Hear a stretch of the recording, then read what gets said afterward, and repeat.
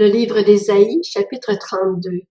Un roi régnera alors conformément à la justice, et des chefs gouverneront conformément au droit. Chacun d'eux sera comme un abri contre le vent et un refuge contre la tempête, comme des cours d'eau dans le désert, comme l'ombre d'un grand rocher sur une terre aride. Les yeux de ceux qui voient ne se détourneront plus, et les oreilles de ceux qui entendent seront attentives. Les gens pressés réfléchiront pour comprendre, et la langue de ceux qui bégayent parlera vite et distinctement. On ne donnera plus au fou le nom de noble, on ne dira plus à l'hypocrite qu'il est une personne de valeur.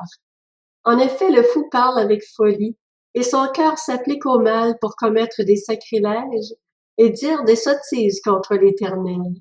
Il laisse ainsi celui qui a faim, l'estomac vide, et écarte la boisson de celui qui a soif.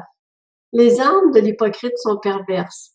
Ils forment des projets coupables pour perdre les plus humbles par des paroles mensongères, même quand le pauvre est dans son droit.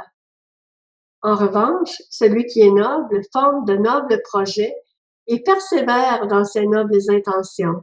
Femmes insouciantes, levez-vous, écoutez-moi. Filles trop sûres de vous, prêtez l'oreille à ce que je dis. Dans 1 an et quelques jours, vous tremblerez, vous qui êtes trop sûres de vous, car la vendange sera terminée et la récolte n'arrivera pas. Soyez terrifiées, femmes insouciantes. Tremblez, femmes trop sûres de vous.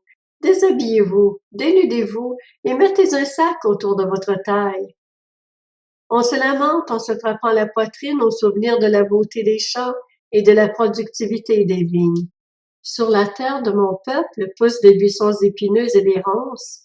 Ils envahissent même toutes les maisons pleines de bonheur, la ville joyeuse.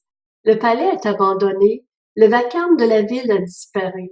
La colline de l'Ophel et la tour serviront pour toujours de grotte, pour le bonheur des ânes sauvages qui y joueront et des troupeaux qui y brouteront, jusqu'à ce que l'Esprit soit déversé d'en haut sur nous. Alors le désert se transformera en verger, et le verger sera assimilé à une forêt. Le droit aura sa résidence dans le désert, et la justice habitera dans le verger. L'œuvre de la justice, ce sera la paix, et le produit de son activité, ce sera la tranquillité et la sécurité pour toujours. Mon peuple habitera dans un domaine caractérisé par la paix, dans des résidences dignes de confiance, dans des lieux de repos sûrs.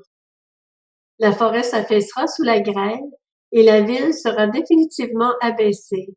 Heureux êtes-vous, vous qui semez partout le long de l'eau, et qui laissez le bœuf et l'âne libres de leurs mouvements.